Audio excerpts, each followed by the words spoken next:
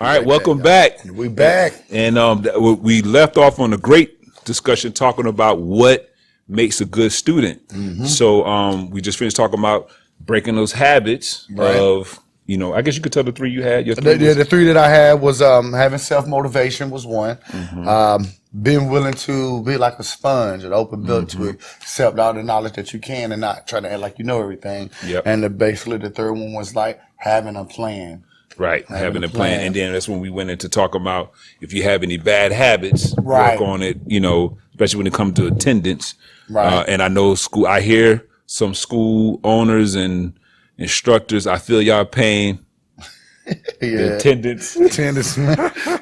Because it's a hard grind sometimes. It is. Especially it was hard for us. Yeah, it was hard, especially depending on, and I experienced teaching, day and evening, and both of them are a challenge either way.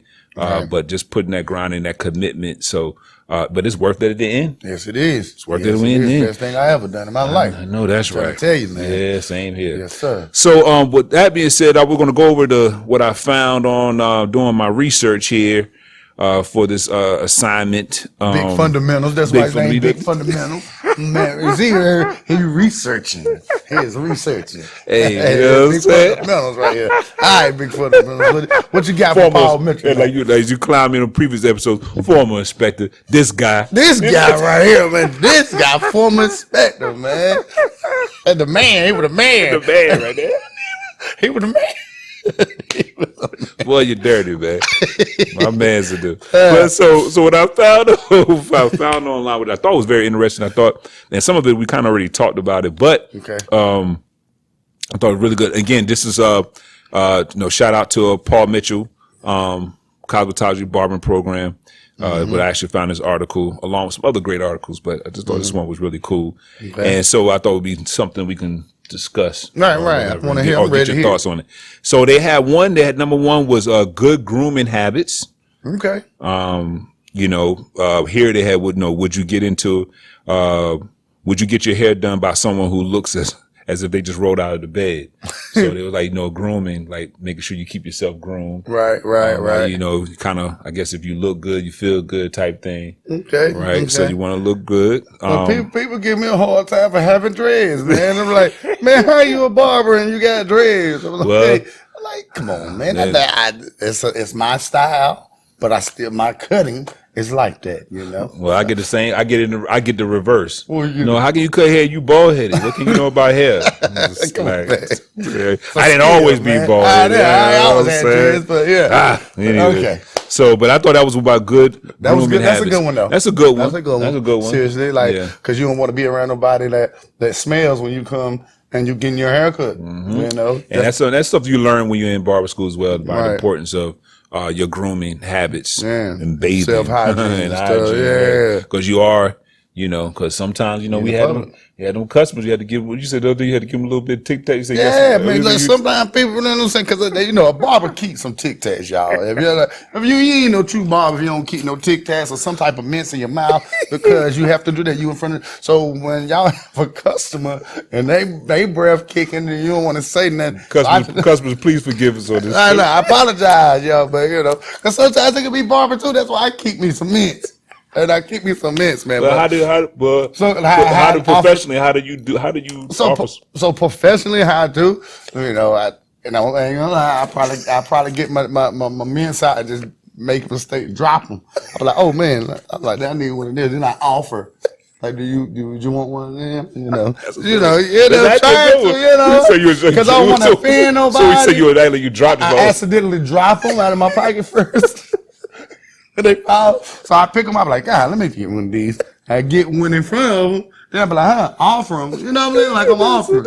Sometimes I had somebody turn me down and say no. I was like, damn. I had to put it back in my pocket. Like, I told him, I don't know. Boy, I got to deal with this. He know he need one now. Oh, man, I'm messing with you.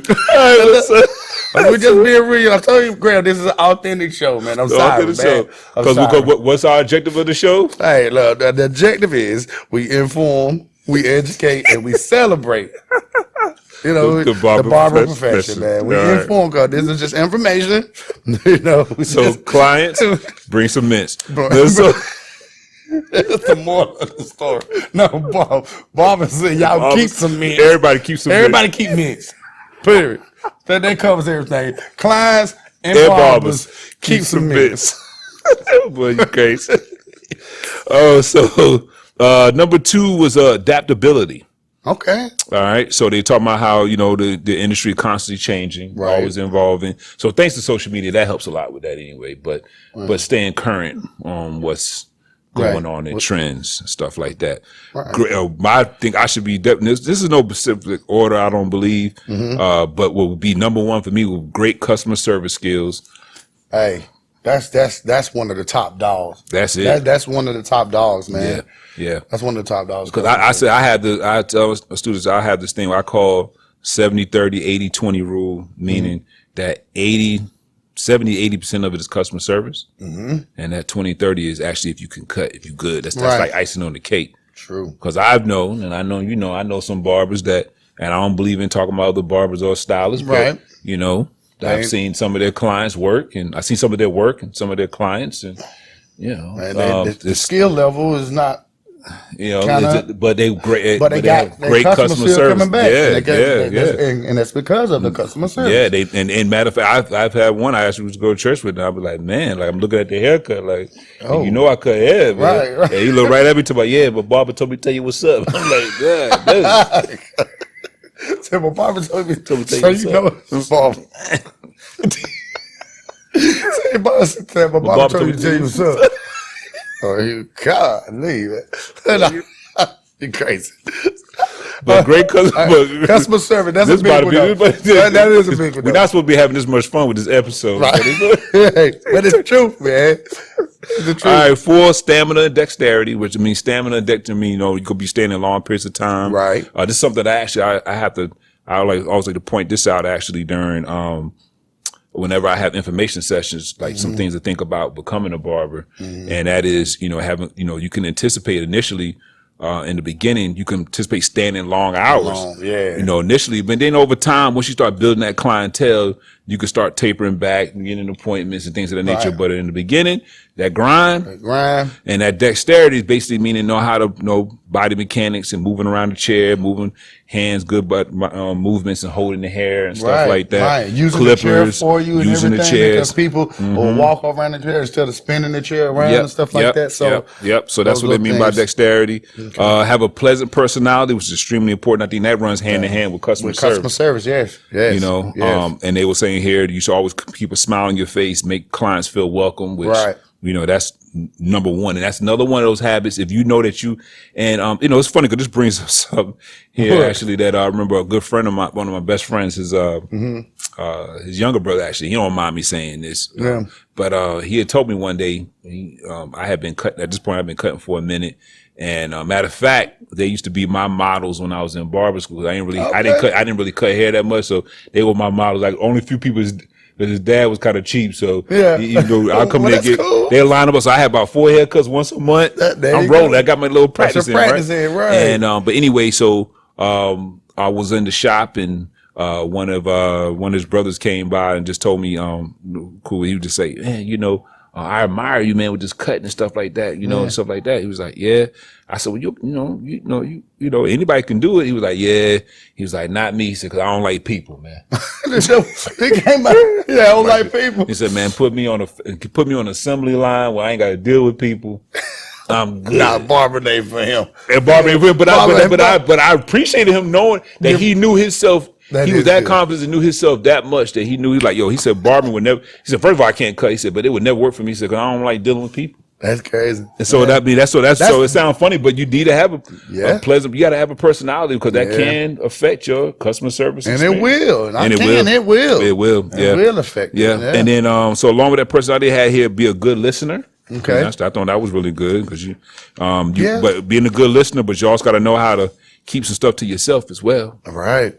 Because we were talking about that on one of the last episodes where we like shrinks. Like we are shrinks. We like shrinks as well. Yeah. As they said, the Psychology Today called us Psychology Today, I think it was. They said that we were the cheapest therapists that's out on the market. The big fundamentals, boy. I always doing that research, boy. Big fundamentals. Who said? Hold on. What was the name? Psychology Today. Man. Psychology. If I could dig and find what issue, I'll leave it down in the comment box. Psychology Today. We made it in there. Research, you know what I'm saying? Research. They say here color and style is perception is important. So they saying a good here they saying a good stylist knows the styles and colors which makes it look good on the individual. Comfortable making suggestions to clients that what makes look best on them. So not afraid to do that. Well, hold that thought because we got to take another quick break. I got to be stuck on one. We'll be right back on that one. Right.